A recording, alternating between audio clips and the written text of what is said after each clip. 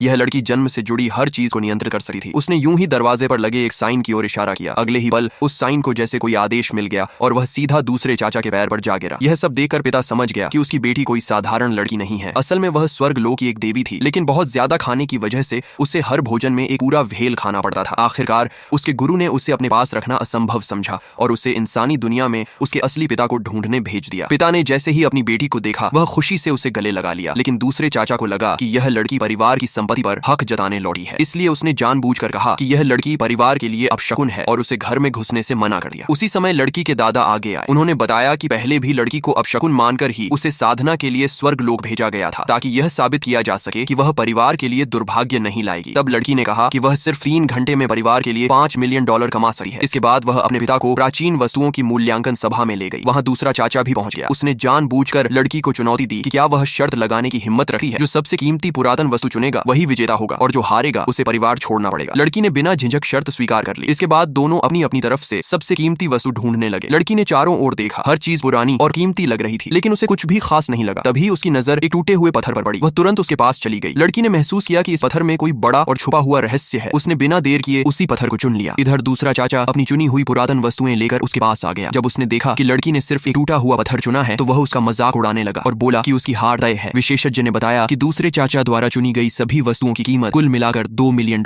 है, जबकि लड़की द्वारा चुने गए पत्थर की कोई कीमत नहीं है। यह सुनते ही दूसरा चाचा खुश हो गया और लड़की से शर्त पूरी करने को कहने लगा, लेकिन लड़की को लगा कि यह विशेषज्ञ पुरातन वस्तुओं के बारे में कुछ नहीं जानता। इसी दौरान संग्रहालय की एक मूल्यांकन विशेषज्ञ वहां आ पहुंची। लड़की ने उनसे अपने पत्थर को देखने का अनुरोध किया। महिला ने जैसे ही पत्थर पर बने निशानों को देखा, वह समझ गई कि यह कोई साधारण पत्थर नहीं है। उसने ब्रश निकालकर पत्थर को धीरे धीरे साफ करना शुरू किया, लेकिन लड़की को यह तरीका बहुत धीमा लगा। उसने सीधे अपने पिता से कहा कि पत्थर तोड़ दिया जाए। जैसे ही पत्थर टूटा, सब लोग हैरान रह गए। उसके अंदर एक पीढ़ियों से चला आ रहा शाही मुहर